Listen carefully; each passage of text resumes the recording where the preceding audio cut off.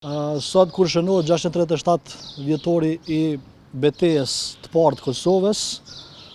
përmes këtij ilustrimi po dojmë ofru disa fakte dhe argumente se si historiografia serbe, kisha serbe këtë rinom,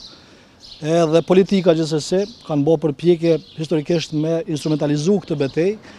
edhe me pronësu, me monopolizu betejën si të tillë dhe kësaj me ndërtu një narrativ në opinionin publik edhe në ato akademik mbi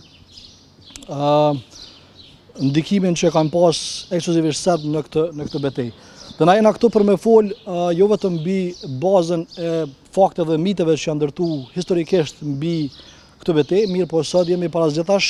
diskutimet që i bëjmë çdo ditë, jemi për me diskutu edhe një herë, me i listu 10 mitet kryesore dhe 10 faktet kryesore mbi betejën e Kosovës. Natyrisht që populli i Kosovës, shoqënia jonë ka një kujtesë të keqe mbi shënimin edhe për vjetorit të rëndë, sidomos të këtij aktiviteti, me rast Slobodan Miloševići organizon një miting të madh në Gazimestan, ku aty, si më thonë, shfaq haptas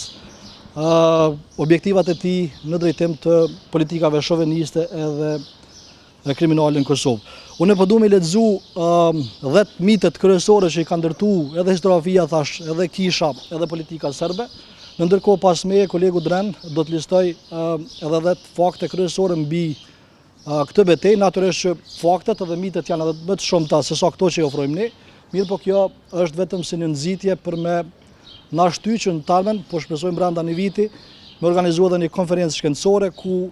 do të kemi mundësi të ballafaqohen studiusht në mënyrë shkencore, pra, larg miteve, larg gojdhonave, larg politikës, ideologjisë, religionit, mirë po mbi bazën brenda një viti, me organizu edhe një konferencë shkencore ku do të kemi mundësi të ballafaqohen studiusht në mënyrë shkencore, pra, larg miteve, larg gojdhonave, larg politikës, ideologjisë, religionit, mirë po mbi bazën e fakteve, çka ne i ftojmë gjithë studiues që merren ekskluzivisht me fushën e mesjetës,